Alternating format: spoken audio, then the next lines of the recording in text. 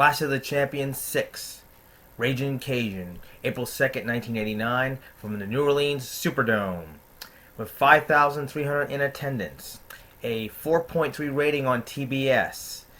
Now, with the 5,000 attendance, and in this taking place in the New Orleans Superdome, known for the Super Bowl appearances, Final Four, major sports attractions, 5,000 in attendance, and through Jim Cornette interviews, I learned it would hold 70,000 plus.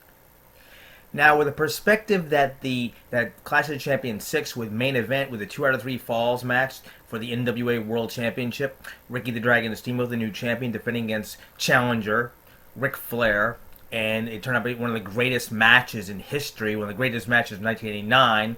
It was the second match of their trilogy of what match between Ricky Steamboat and Ric Flair is one of the greatest matches in history. Well, this Clash of the Champions 6 turned out to be one of the lowest attendance in history. And it being advertised, let alone only for television, was not advertised a lot, to say the least, in the New Orleans area, with 5,000 in attendance. Maybe they only sold about 5,000 tickets. And there is one sole person to blame for this, a booker named George Scott. George Scott, who is more known, he's a well-known booker for the World Wrestling Federation and for the National Wrestling Alliance. He was a longtime wrestler and a tag team wrestler with his brother was also a Sandy Scott, who was known as an official for the National Wrestling Alliance. They were a tag team in the 50s and 60s, and George Scott is well known for a booker. And the problem with George Scott is he'd rather book matches for house shows, non-televised matches, non-televised events. Well, for a 2 out of 3 falls match between Ricky Steamboat and Ric Flair, he could not understand or see it being placed on a Clash of the Champions, which is a TBS free-for-all. And there's an argument between I would say who it was. He argued with Jim Cornette. Jim Cornette, if he was in the office, he said he wasn't in the room when this took place, when this match was booked. Not sure about. He was manager of the Midnight Express. He wasn't a part of the booking committee. As I believe so.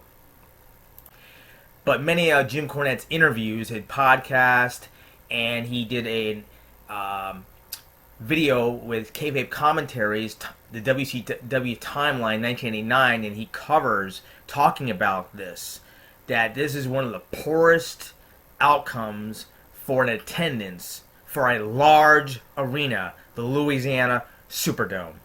Again, known for the Super Bowl appearances, for the Final Four, the college basketball, many sports events.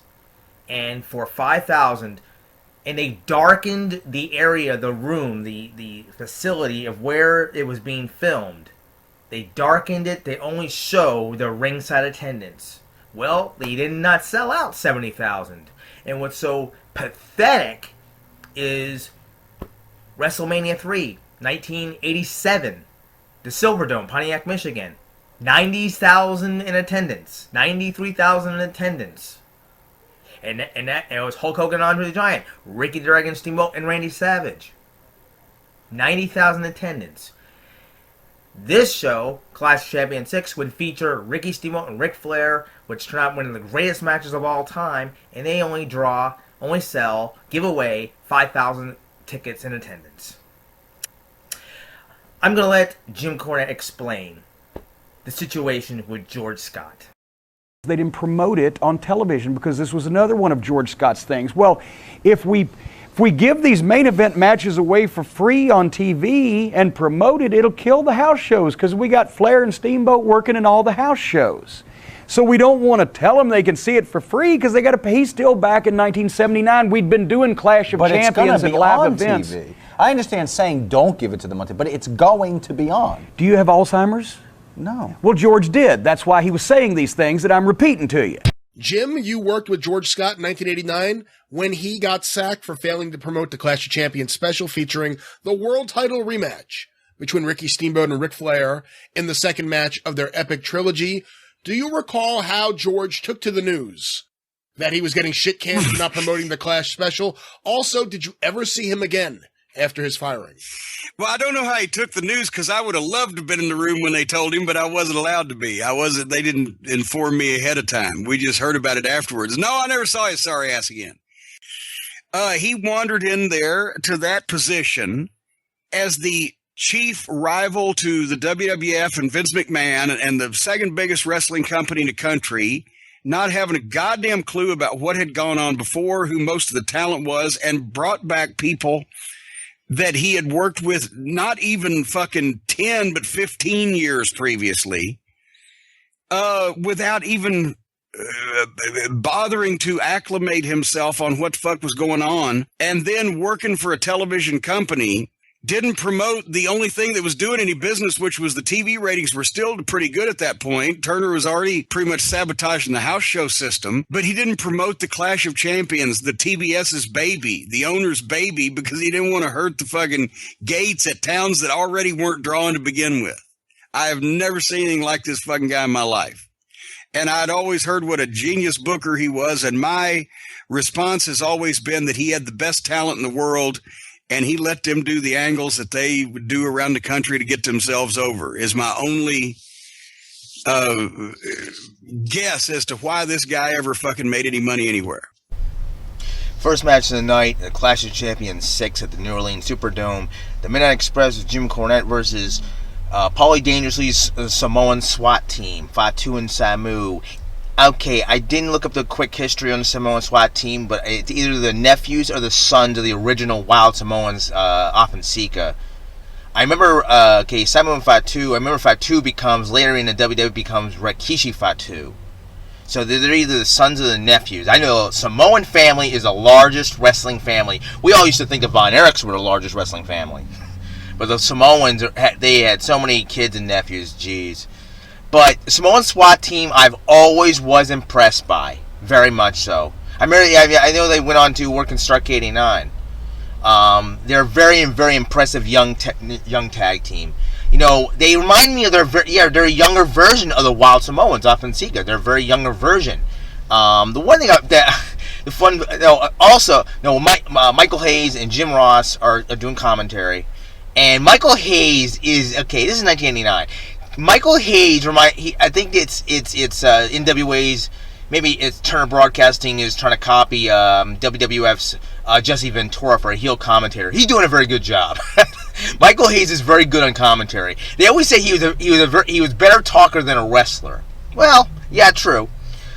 The Samoan SWAT team, you know, just like Kevin Von Erich and a lot of other Jimmy Snuka, a lot of other wrestlers, they're barefooted wrestlers.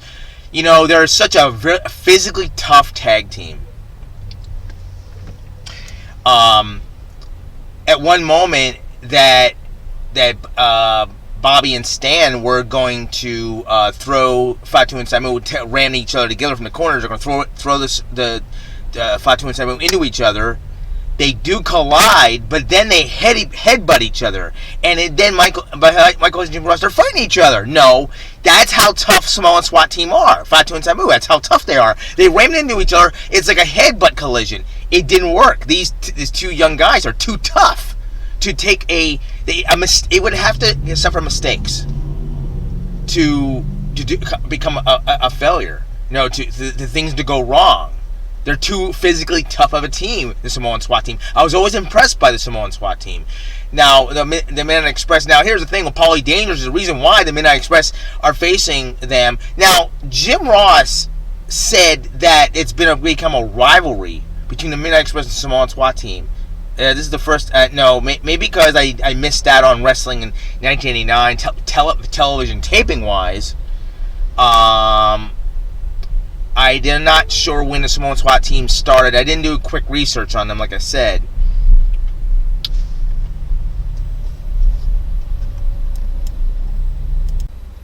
But the reason why that Paulie Dangerous is managing the Samoan SWAT team is because at Chi-Town Rumble, losing Randy Rose in his original Midnight Express. Now he's going to come up with another team. And managing the Samoan SWAT team, I think, is a good team for him to manage because of how tough they are.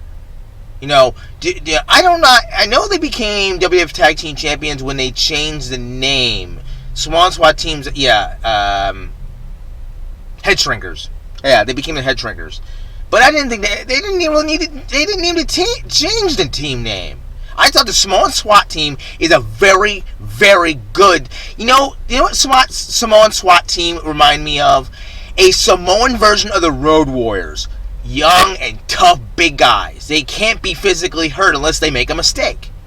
I've always been impressed with the Samoan SWAT team. I know I'm not putting over the Midnight Express much.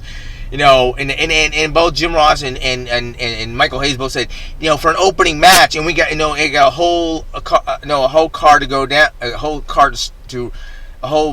bunch of matches for this show. But Clash of the Champions have never failed to have a great opening match. And this went 20 minutes, great tag team action. It's great tag action, and it's such a different team for the Midnight Express to go here. When Jim Ross said they have had a long-time rivalry, I've been doing 88, 89 shows for WCW, and I have not yet seen Samoan SWAT team yet. So just to say such a thing, no. Here's the thing.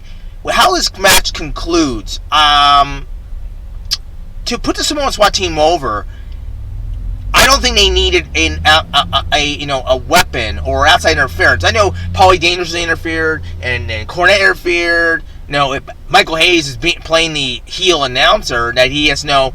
The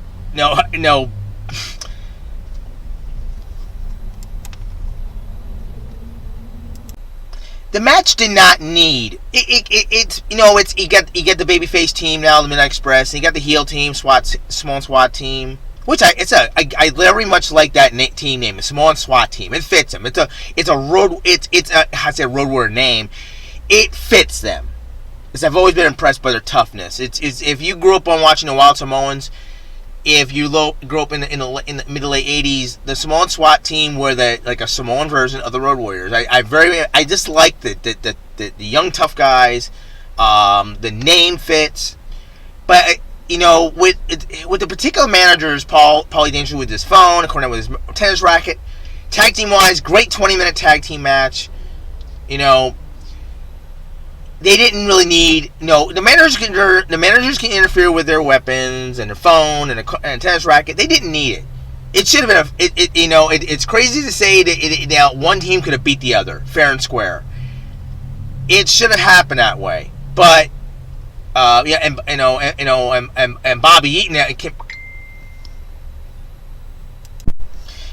coming out with that. I love his. They call it the rocket launcher. Probably a name change for it. I love the Alabama leg jam off the top rope. Always loved that move by Bobby Eaton, whether it was when they were heels or faces. But then the match concludes. The Samoan SWAT team, they would use the Paulie Dangerously's phone. I kept repeating. I said I'm putting over the Samoan SWAT team because they're a really tough young tag team. So for match gimmick wise, they have to use the weapons. But I don't think so. They could have beaten the Midnight Express fair and square, just their moves and wrestling alone. It was a very good opening match, but I don't think they needed the phone. They don't need the Paulie Dangerously's damn. His portable phone, it's called a brick. Back in '89, it's called a brick phone. I don't think they needed to use it. I don't think they said, are they a better tag team? I'm not saying that. But it was a very good tag team match. It should have had a fair and square win, but they have to use a weapon to end the match. Samoan SWAT team beat the Midnight Express. Next match of the night is the Great Muta, Gary Hart versus Stephen Casey. Now, Stephen Casey is being used a lot lately, probably in the 1989 as a more of a I won't say pay-per-view, but the A class or the higher echelon He's using it as one of the first three matches of the night. Stephen Casey, and as I said, he came out of the world class area, the Viner, Texas area, and now he's being used as a jobber talent enhancement. But you've seen a lot more lately on the bigger shows, especially Clash, if not pay per view. Now going on, take the Great Muta, who I've always been a big fan of, and Keiji Muto. And the thing that when he was announced, no, I'm wrong. I think it was Jim Ross that said it, that Gary Hart's saying that Great Muta is the son of the Great Kabuki. Now here's that's the is the character or gimmick myth that we got sold on for so many years, that if they were named after with a name Junior, or they copy another major or a major character's name, like Great Muta, Great Kabuki, they are the son or nephew something of the past wrestler, and we were sold on that gimmick for so many years. Now there are a few that do copy the name of a junior, or copy the name of an actual relative. But Great Muta, I always believed, was the son of the Great Kabuki, and that's what apparently Jim Ross said. Gary Hart said that Great Muta was the son of Great Kabuki. Incorrect. It's an honorary, respectful name, because Gary Hart managed a wrestler of great historical significance, but Muta copied it. He copied I don't think. I think Great Kabuki had a lot. I think he had darker face paint, where Muta has a lot. I think green. He has a light green face paint. Great Muta copied the spray mist out of the mouth, which Great Muta he sprayed. I thought the match was going to end right there, where he sprayed Stephen Casey right in the face, that green mist. At times you think that's going to be the end of the match, but the match went almost about 5-10 minutes. Stephen Casey really, it's not like going to give me a 1 minute. Sometimes these talent enhancement matches, they go quite a bit. They've gone. I've seen matches. Their times are 15-20 minutes. It's quite impressive sometimes the talent enhancement, the jobbers, they learn so much experience from the wrestlers they're working with, that they are the far better wrestler, just because the other wrestler has the push. But Great Muta does this awesome somersault. It's called the moonsault. Now, because I had done a Great Muta match, I reviewed a Great Muta match before, and I missed what it was called. It's called the moonsault, because Big Van Vader also did the moonsault with a guy that size. He was huge to do a moonsault. It was impressive. Now, Great Muta, I think, was the first person I saw do the moonsault. It's off the top rope back somersault. Awesome move. And that's how he defeats Stephen Casey. Next match of the night, Junkyard Dog versus Hacksaw Butch Reed. Jim Ross, Michael Hayes continue with commentary, and Michael Hayes is so good at being a heel commentator, like Jess said. It's like Jesse Ventura. Michael Hayes he should have been hired full time as a heel commentator. He's very good at it. Now, since we're out of New Orleans, Louisiana, Junkyard Dog, this is his home. This is his backyard, as it were. Yeah, he's originally from Louisiana. I know he got his big push start out of Bill Watts' Mid-South and UWF territory out of Louisiana and Texas and the surrounding states, Deep South area. And he was very popular in this area. And Michael Hayes remembers him because the Freebirds and Junkyard Dog go way, way back. 9-10 years back before this.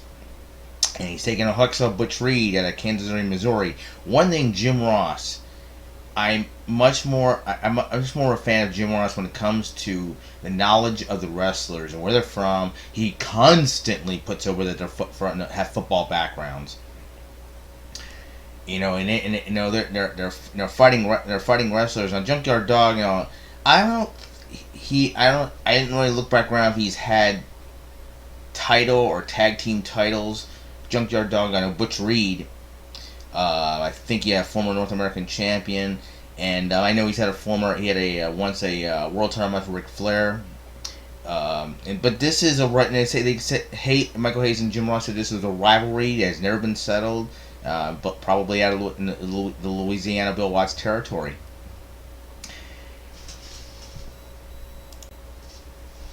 Now, the one thing that I found, it's among the few kinds of match endings that I'm not a fan of, particularly a fan of. Now Butch Reed is gonna come off the top rope with a flying shoulder tackle. I thought it was I thought it was a headbutt at first, but Michael Hayes said it's a flying shoulder tackle, similar to what Ultimate Warrior were doing, where Ultimate Warrior would come off the ropes in the middle of the ring, flying shoulder tackle. Butch Reed did it off the top rope, flying shoulder tackle. Okay, I've never seen that before. That's different. Maybe it's normal for Butch Reed. But Junkyard Dog was able to get his foot on a rope, and referee Teddy Long did see this. And Butch Reed thinks he's won the match. Hiro Matsuda's at ringside. Hiro Matsuda, I thought he was connected with the Horsemen and Ric Flair. And then they said the Horsemen have been renamed with Tully Blanchard and Arn Anderson leaving. They are now renamed the Yamasuki Corporation. I know I'm pronouncing that wrong. But Hiro Matsuda's been managing a lot of guys. Lots of different guys in 1989. I guess with Turner Broadcasting, they brought Hiro Matsuda, who was a Florida train. He trained a lot of legendary wrestlers, especially Hulk Hogan.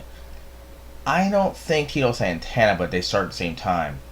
But Hiro Matsuda is in a lot of these matches as co-manager, and Butch Reed and Hiro Matsuda Butch Reed's is there for his guy, and all of a sudden.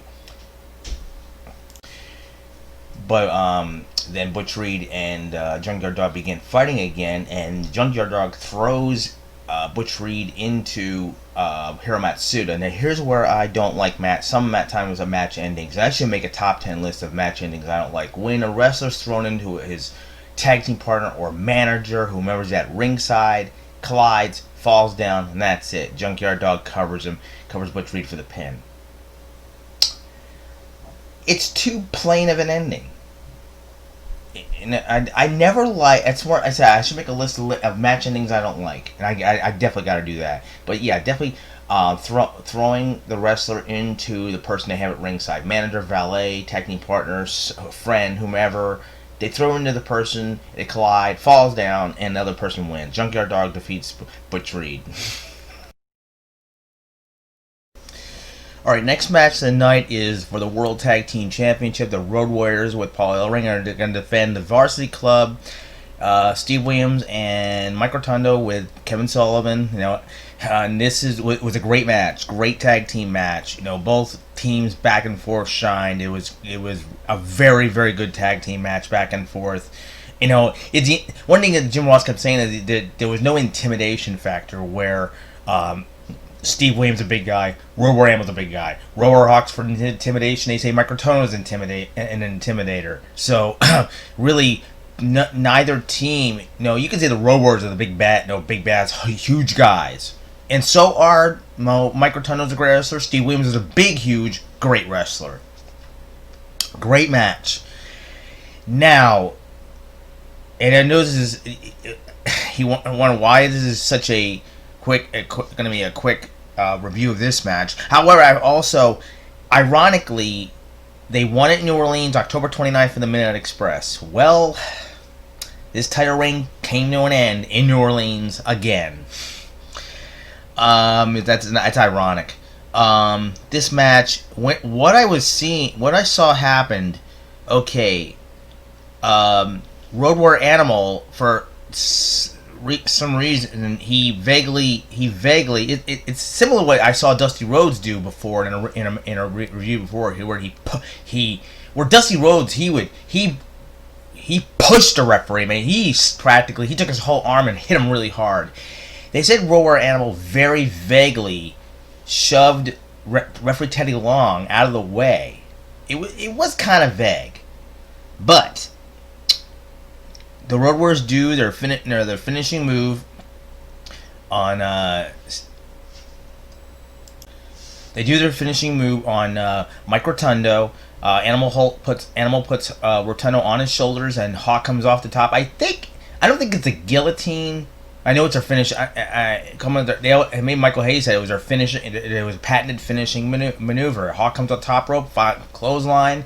Hawk is covering Mike Rotundo. Now, Teddy Long is standing in the corner, and Jim Ross and Michael Hayes say, "Is his back hurt? Like he can't move, he can't walk over." Michael Hayes is the heel. He's putting over that Teddy Long can't move to walk over and make the pin. His arms and his hands are covering his back. Referee Teddy Long his arms and hands are behind his back, like his back got hurt when Animal kind of vaguely pushed him to the side. Hawk gets up, and you can see Teddy Long saying something. I don't know, he's arguing or he's saying he's hurt. He's not. Now Teddy Long's not on the ground. He's not, like he's been partially knocked out, like referee Tommy Young or others, who they would be flat face down on the mat or on the ground, where Teddy Long's standing there saying he can't move. Suddenly, Steve Dr. Williams comes up and rolls up Hawk. Teddy Long rushes over and makes an incredibly quick 3 count. There's Teddy Long's heel turn. I was wondering what the heck happened. Teddy Long, he eventually became a manager, and he would go on to manage the Skyscrapers with Mark Callis, Dan Spivey, and Sid Vicious. I was curious when this took place. This is Teddy Long. He is not probably left being a referee. I'm gonna look on what happened with the TV tapings of him explaining himself. That he is not going. It's probably his last match as referee. That it looked like he couldn't move. He couldn't walk over. Suddenly he runs when Williams rolls up Hawk into a pin. He ran over there and made a very fast 3 count. Even Jim Ross said that was the fastest 3 count I ever seen. And Mike Rotundo, Steve Williams are the new World Tag Team Champions. Has anyone ever defeated the Road Warriors without interference, cheating, any kind whatsoever? And I only know one team to do it. It'll be the end of the year. There'll be a match between them and Rick and Scott Steiner. But Steve Dr. Williams, Mike Rotundo, with the apparent heel turn of Teddy Long, the referee Teddy Long, and even Hawk said, "What are they paying referees off?" With heel turning referee Teddy Long makes a 3 count as Steve Williams pins Hawk, and Steve Williams and Mike Rotundo are the new World Tag Team Champions. All right, next match tonight's pretty quick. Curious why they even put this together, but Ranger Ross versus the Iron Sheik. Now I'm looking up Ranger Ross's his Wikipedia page. His Robert Lee Ross Jr. and he is a real United States Army paratrooper. Graduated from Ranger School, 75th Ranger Regiment, and he was a part of a mission. And he was part of a mission where the United States had to help out with an invasion in Grenada and help out some people. I remember that situation in Grenada. But he apparently from after military training, he became a professional wrestler and debuted in 1986. And he's taking on the Iron Sheik, the legendary Iron Sheik, former world champion. Now, Iron Sheik worked in Mid-Atlantic during the very early 1980s late 1970s. He comes back to under NWA, but it's under Turner World Championship Wrestling. It's his second return to the into the company territory. But it's a quick match. Iron Sheik. He when he was in the WWF with Nikolai Volkov, they would be standing there while Nikolai, they demand that the crowd be quiet while Nikolai sings the Russian national anthem. Now Iron Sheik, in turn, without Nikolai Volkov, Iron Sheik's by himself here in the NWA, he demands the people of New Orleans Superdome do not chant USA. Iron Sheik, among the few foreign wrestlers, he is one of the most legit foreign heels in the history of professional wrestling. Great respect for this guy. And they said that Iron Sheik is just he was a gold medalist, I believe, wrestler in the 1960. If I'm getting this correct, 1968 Olympics in Mexico City. If I apologize if I did not get that correct. I know he was in the Olympics and represented Iran. He was a bodyguard, one of the bodyguards for the Ayatollah Khomeini. Yes, in interviews he's talked about that. So he's legit. And being so many foreign wrestlers are not foreign wrestlers. They're Americans pretending to be foreign wrestlers. In times, many years, we never realized that. These guys sold so well, you thought that they were foreign wrestlers. Iron Sheik is legit. Among the same thing as the Japanese wrestlers, Mexican Lucha Libre, but Iron Sheik is absolutely legit. Nikolai Volkov was so. But this match went very quickly. Iron Sheik took his cloth robe off and went to strangle Ranger Ross. It was a very quick match. It was barely 2 minutes long, and when Ranger Ross went for a cover, Iron Sheik was accompanied by Rip Morgan. Now Rip Morgan is more associated with the New Zealand sheep herders, and he was the flag bearer. And now you can see Rip Morgan has brought the Iron Sheik's Iran flag, the national country flag, with him. But I think Rip Morgan's also dressed up. His clothing is you can see the colors are representing the New Zealand sheep herders, the country of New Zealand. But I think over the top of his shoulders is clothing representing Iran. Rip Morgan representing both New Zealand and Iran with an Iran flag, but he's there representing the Sheik. He's within less than barely 2 minutes. Ranger Ross covering Iron Sheik. Rip Morgan goes under the ropes, takes the flag, and he pummeled Iron Sheik with a flag. Rip Morgan pummeled Ranger Ross with the flagpole. Instant disqualification. So it was a quick 2-minute match. Ranger Ross wins by disqualification over the Iron Sheik. Rip Morgan's outside interference with a Iran flagpole. All right, next match of the night, and this gets to is very strange. Not the match itself. Now, Wikipedia is saying that the next 3 matches on the show were edited out for the WWE Network. That makes sense. Editing music out is one thing, but why would you cut matches out? And 3 matches too. And this was a live broadcast. That makes no sense whatsoever. So, because after the after the Junkyard Dog Butch Reed match, they said the next match would be Bob Orton Jr. against Dick Murdoch. Okay, the video I'm watching, it's Eddie Gilbert and Rick Steiner with Missy Hyatt versus the Varsity Club. Now a new member, Dan Spivey and Kevin Sullivan, because they kicked Rick Steiner out apparently.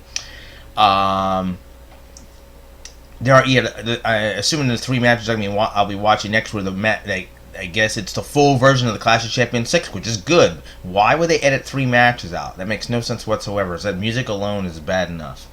Now in the time since for the United States Tag Team Champions are Eddie Gilbert and Rick Steiner, and I did not look up the U.S. Tag Team title history since, and I had been in previous reviews. It was Kevin Sullivan and they were doing a 3-person tag team. I said, which I did not like them doing. How a 3-person team could hold two titles, a 2-person title. And I was not a fan of that. It was Varsity Club, Kevin Sullivan, Mike Rotundo, and Steve Williams, but Steve Williams is not part of this match. So it was Dan Spivey and Kevin Sullivan. Kevin Sullivan was a former holder of the U.S. Tag title, and it's now Eddie Gilbert and Rick Steiner are the champions. So I missed out how where Gilbert and Steiner had won the U.S. Tag Team titles. They're defending against Varsity Club members Kevin Sullivan, Dan Spivey. Dan Spivey, now he started out. I think he's right. Yeah, definitely out of Florida, and he took the place of, he was in the U.S. Express WWF with Mike Rotundo. He took Barry Windham's place because Dan Spivey, when he debuted, looked very much like a Barry Windham. But you could tell the difference. And sometimes promotions think they can sell somebody that looks like somebody else. The same thing with Tito Santana. They made him that look like he was in his early career. Tito Santana looked like Ricky Steamboat. He did, maybe with the hair, but Dan Spivey body wise, I'd say he's a little bit bigger, more muscular, and I think more taller. I was not a fan. No disrespect for Dan Spivey. I wasn't a big fan of his. Not really. I think maybe because they tried him as a look-alike Barry Windham, the replacement of Barry Windham. He went on, and later this year, 1989, he went later on to team up with Sid Vicious, and I know it was Mark Callis, who eventually becomes the Undertaker. I know Dan Spivey became part of Teddy Long, who left being referee to manage the Skyscrapers, they were a big team. Another big team to take on the Road Warriors later on in 1989. But Dan Spivey's with Kevin Sullivan, now with the Varsity Club, taking on Eddie Gilbert, Rick Steiner, the U.S. Tag Team Champions. Eddie Gilbert's with Missy Hyatt.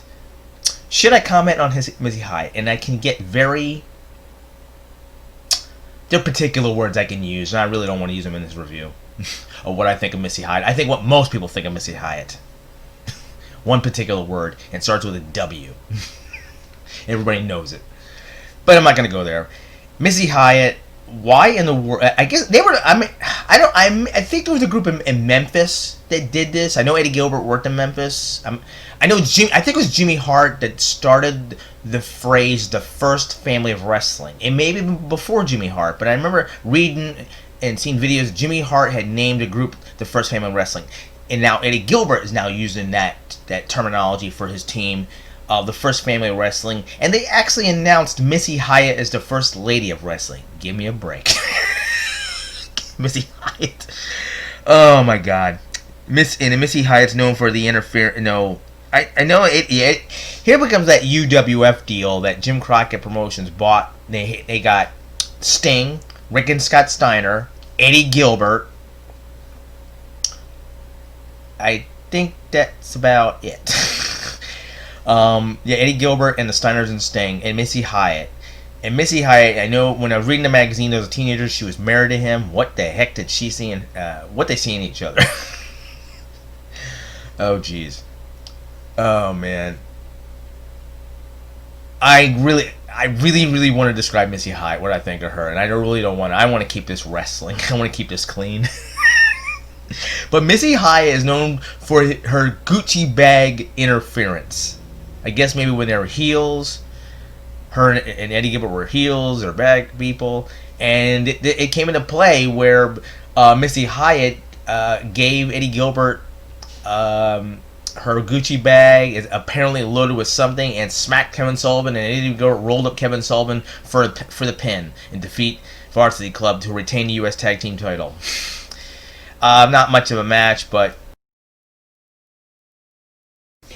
the main event, 2 out of 3 falls for the World Heavyweight Championship. World Heavyweight Champion Rick Steamboat will defend against the Nature Boy Ric Flair in a 2 out of 3 falls match here at the New Orleans Superdome. And this is the second match of their trilogy. And Ricky Steamboat had defeated Rick Steamboat defeated Ric Flair back at Chi-Town Rumble back in February. Now this is the rematch, 2 out of 3 falls. And Terry Funk, former world champion, legendary wrestler, been a wrestler everywhere around the world. You name it, he's done it. And he tag teams he's the tag team commentary with Jim Ross, and it's very Terry Funk commentating is funny. He has this kind of vague high pitched voice that it's different for commentary. But speaking as a wrestler, as a world champion, he was a great pick to team up with Jim Ross to commentate this legendary match, 2 out of 3 falls with Steamboat and Flair, and I couldn't come close to even articulate commentary every move throughout this match.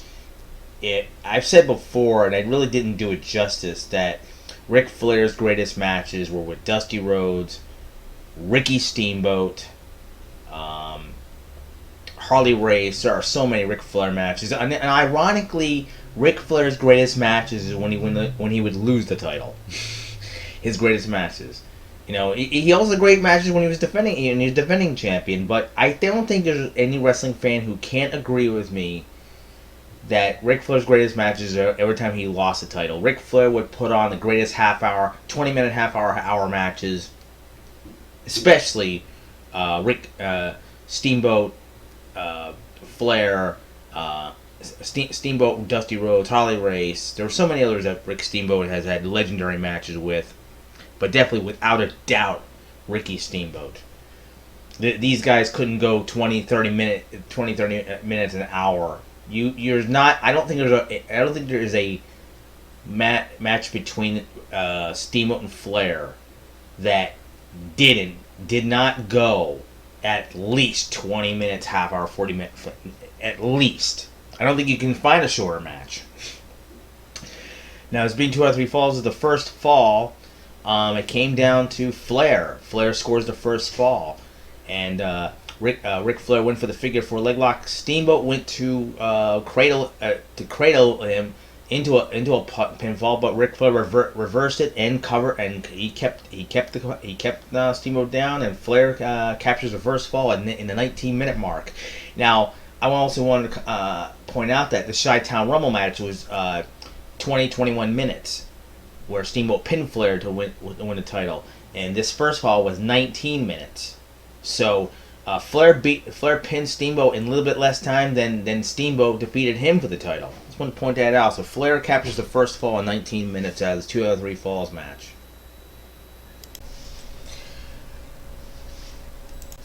Ricky the Dragon Steamboat has scored his first fall, his 2 out of 3 falls, and it was Ricky Steamboat scoring a superplex. Yeah, Steamboat scored a superplex on Ric Flair, and even Terry Funk said, "Oh, if he scores that superplex, it's over." And Steamboat really paid attention on Flair's back. He then applied a chicken wing. He put Flair's. He lifted Flair right up in the air and bent Flair's arms back, behind him. And this is one of the rare things that. And when I read about this, when I watched this years ago, but when I read that Flair submitted in any way, shape, or form, it's hard to picture Ric Flair submitting in his 2 out of 3 falls match. When I watched this, and I'm watching it again now, Flair submitting. He was shaking his head no, but then he finally his head went up and down and he yelled yes. Flair submitted to the second fall. Ricky Steamboat has tied it 1-1. Now we're going to the third fall. I wanted to mention one more thing.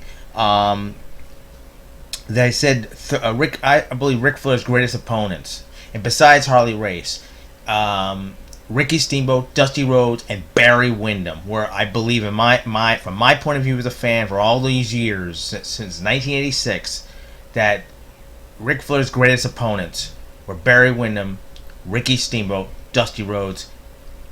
I am not excluding Harley Race, of course Harley Race, but the thing is, Harley Race Ric Flair matches were before my time, and I started in 1986, and the Harley Race matches were 1984, 1983, and before that. But I wanted to point out that I always kept missing Barry Windham as my favorite matches